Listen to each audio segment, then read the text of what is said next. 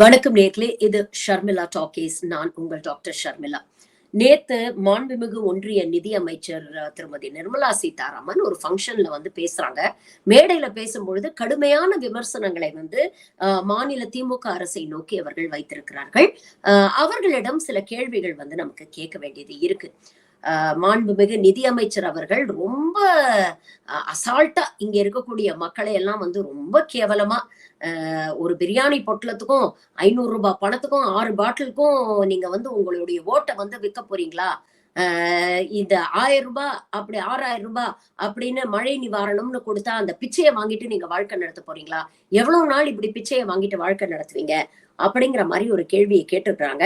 500 ரூபாய் கொடுத்துட்டான், பிரியாணி பொட்டலம் கொடுத்தான், 6 பாட்டில் கொடுத்துட்டான், நம்ம வேற யாருக்காவது போட்டோம்னா வல்லரசு இல்ல புல்லரசா இருப்போம். நம்ம எப்ப பாரு இன்னொருத்தரோட போட்ட பிச்சையில நம்ம வாழ வைக்கல. வெள்ளமா இந்த 1000 ரூபாய் எடுத்துக்க, உன் வீடு இடிஞ்சு விழுந்துருச்சா இந்த 500 ரூபாய் எடுத்துக்க.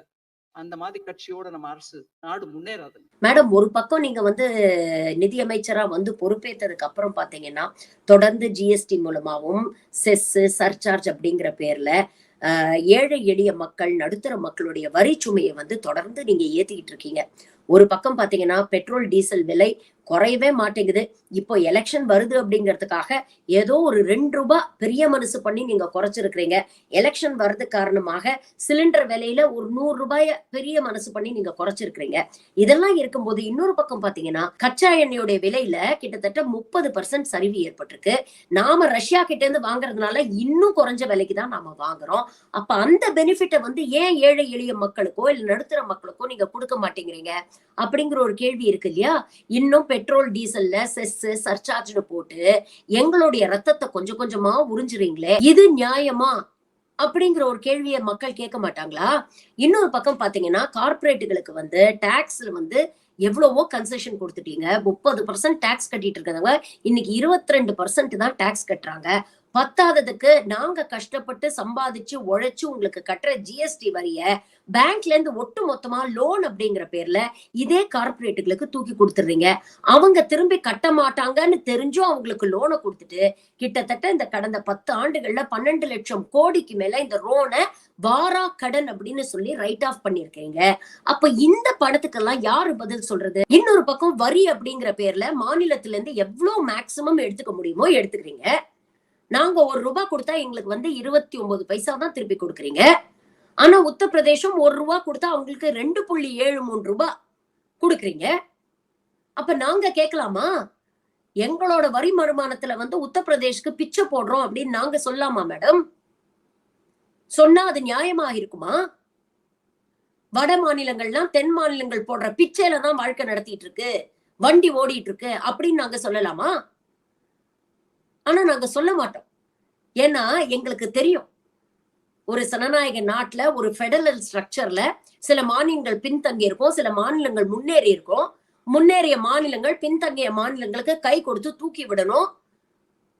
அப்படிப்பட்ட ஒரு கனவை மாநிலங்களுக்கு இருக்கு அப்படிங்கிறது எங்களுக்கு தெரியும். அதே நேரத்துல நாங்க இழிச்ச வாங்கல கொடுத்துட்டே இருக்கிறது எங்க வேலை இல்ல, எங்களுக்கு திரும்ப கொஞ்சம் கொடுக்கணும், எங்களுக்கு நியாயமா வர வேண்டியதை கொடுங்க அப்படின்னு கேட்போம். அது கேட்டா உங்களுக்கு கோபம் வருது. அப்படி என்ன பெருசா கேட்டுட்டோம் மேடம்? வரலாறு காணாத மழை மக்கள் வீடு வாசல்லாம் இழந்துட்டு வாழ்வாதாரத்தை இழந்துட்டு ரோட்ல நிக்கிறாங்க. அவங்களுக்கு நிவாரணம் கொடுக்கணும், எங்களுக்கு கொஞ்சம் காசு கொடுங்க, நாங்க கட்டுற வழிபடத்துல எங்களுக்கு கொஞ்சம் காசு கொடுங்க அப்படின்னு கேட்டோம். நீங்க என்ன பண்ணீங்க பதிலுக்கு? உங்க ஒன்றிய அமைச்சர் என்ன பேசினாரு? நாங்க என்ன ஏடிஎம்மா நீங்க நினைக்கும் போதெல்லாம் காசு கொடுக்க அப்படின்னு கேட்டாரு. அப்படி கேட்டதுக்கு தானே இது உங்க அப்பா வீட்டு காசா அப்படின்னு நாங்க பதிலுக்கு கேள்வி கேட்டோம். ஒரு குழு அனுப்புறீங்க, அந்த குழு இங்க பார்வையிட்டு தமிழக அரசு ரொம்ப சிறப்பா வேலை செஞ்சிருக்கு அப்படின்னு சொன்னாங்க. அந்த குழு வந்துட்டு போய் 3 மாசத்துக்கு மேல ஆக போகுது. ஆனா தேசிய பேரிடரா நாங்க அறிவிக்க மாட்டோம், காசு கொடுக்க மாட்டோம் அப்படின்னு சொல்றீங்க. குஜராத்ல மட்டும் பேரிடர் வந்ததுன்னா உடனே பிரதமர் போய் அவருக்கு அப்படியே இருதயம் அப்படியே துடிக்குது. உடனே போய் இறங்கி கையோட எந்த வித ஒரு குழுவையும் அனுப்பாம, எந்த விதமான ஒரு மேற்பார்வையும் பண்ணாம, எந்த அசஸ்மெண்ட் பண்ணாம அப்படியே 1000 ரூபாய் தூக்கி கொடுக்கிறாரு மேடம். அந்த 1000 ரூபாயில நாங்க கட்டுற வரி பணமும் இருக்குல்ல. அப்ப நாங்க குஜராத்துக்கு 1000 கோடி பிச்சை போட்டோம் அப்படின்னு நாங்க சொல்லலாமா? ஆனா நாங்க அப்படி சொல்ல மாட்டோம்.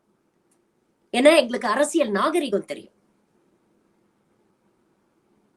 என்ன வேதனையா இருக்குன்னா, நீங்க நாட்டுடைய நிதியமைச்சரா இருந்துட்டு நீங்க இந்த அளவுக்கு பேசுறீங்களே அப்படின்னு நினைக்கும் பொழுதுதான் வேதனையா இருக்கு.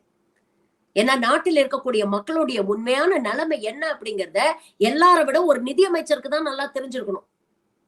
ஆனா அதை பத்தின கொஞ்சம் கூட அடிப்படை புரிதல் இல்லாம பேசக்கூடிய ஒரு நிதியமைச்சர் தான் நீங்க அப்படிங்கிறது எங்களுக்கு ஏற்கனவே தெரியும். எங்களுக்கு எக்ஸ்பீரியன்ஸ் இருக்கு.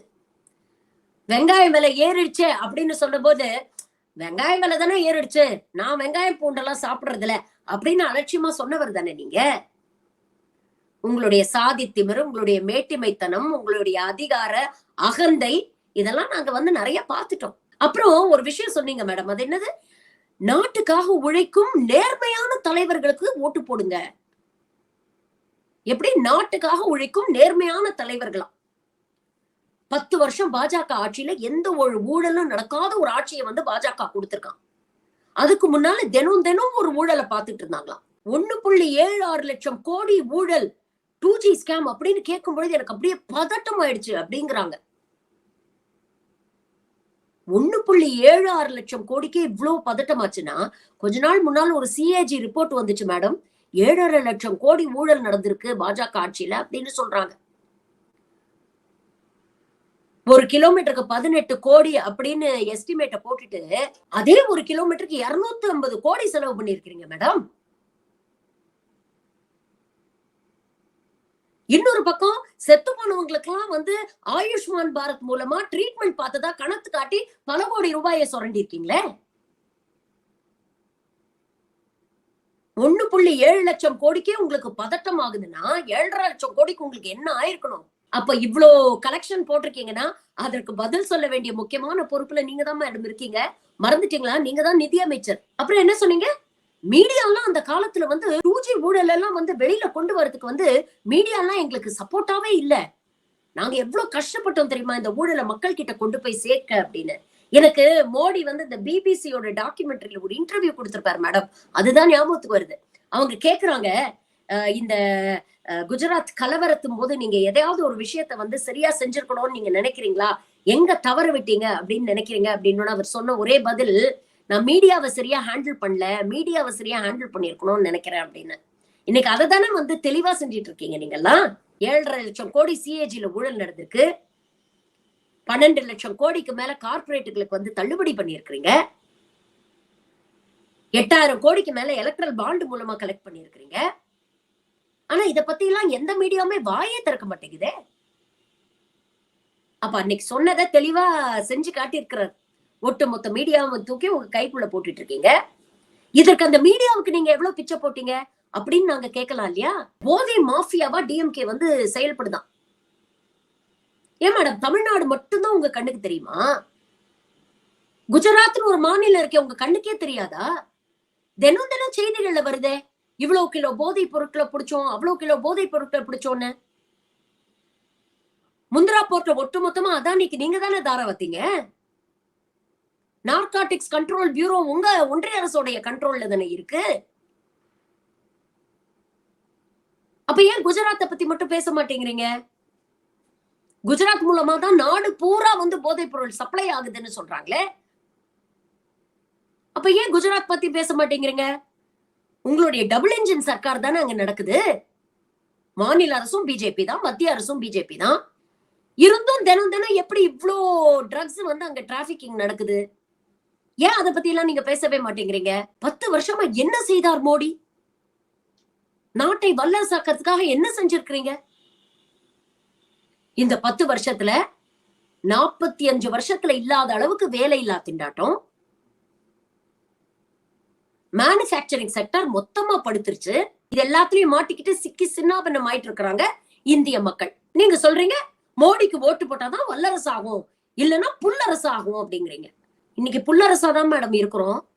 10 வருஷமா முதல்ல அமிர்த் கால்னு சொன்னீங்க, அதுக்கப்புறம் கர்த்தவிய கால்னு சொன்னீங்க, இப்போ விக்சித் பாரத் அப்படின்னு சொல்றீங்க. ஏதாவது கேட்டா கடமையை செய், பலனை எதிர்பார்க்காதே அப்படின்னு கீதோபதேசம் பண்றீங்க. இன்னைக்கு அறிவிக்கப்படாத ஒரு வல்லரசா இன்னைக்கு சைனா தான் இருந்துட்டு இருக்கு. இதுல மோடி என்ன செய்தார் அப்படின்னு ஒரு கேள்வி வேற. இதே தான் நாங்களும் கேட்கிறோம். மோடி என்ன செய்தார் 10 வருஷத்துல? இந்து மதத்தை இழிவுபடுத்திட்டாங்கன்னு சொல்றீங்களே, நீங்க என்ன பண்றீங்க மேடம்? கொஞ்சம் யோசிச்சு பாத்தீங்களா உங்களுடைய தலைவர்கள் என்ன பேசுறாங்கன்னு? யோகி ஆதித்யநாத் என்ன பேசுறாரு? 80 வர்சஸ் 20ங்கிறாரு. மோடி என்ன பேசுறாரு? போராட்டக்காரர்களை இவர்களுடைய ஆடைகளை வைத்து அடையாளம் கண்டு கொள்ளலாம் அப்படிங்கிறாரு. அமித்ஷா என்ன பேசுறாரு? கரையான்கள் அப்படிங்கிறாரு. இன்னைக்கு அமல்படுத்திருக்கீங்களே சிஏஏ சட்டம். இது அப்படியே எல்லா மதத்தையும் பாதுகாக்கிற ஒரு சட்டமா?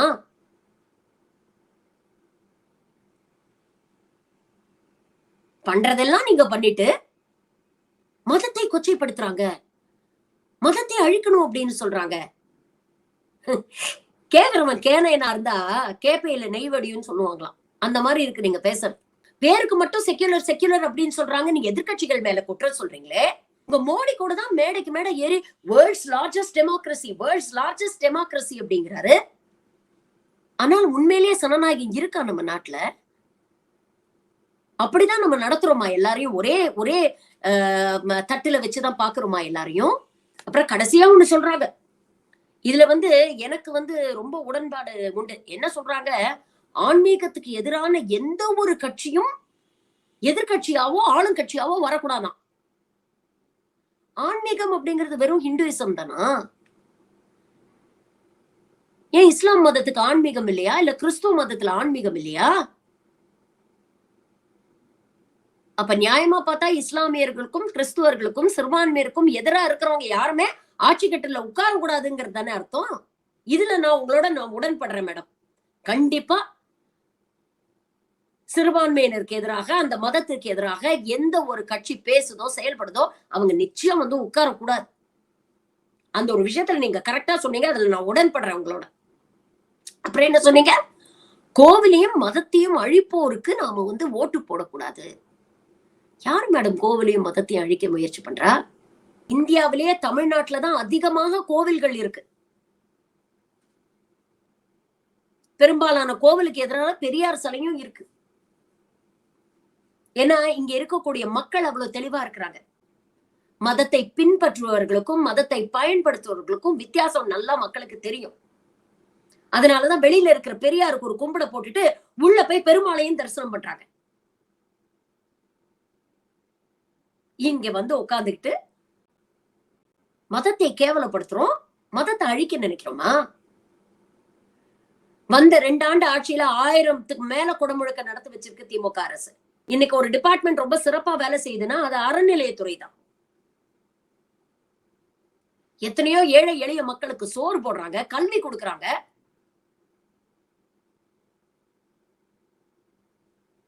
ஆனா மதத்தை அழிக்கிறாங்க நீங்க பேசுறீங்க. மத நம்பிக்கை உள்ளவர்களை நாங்க மதிக்கிறோம்.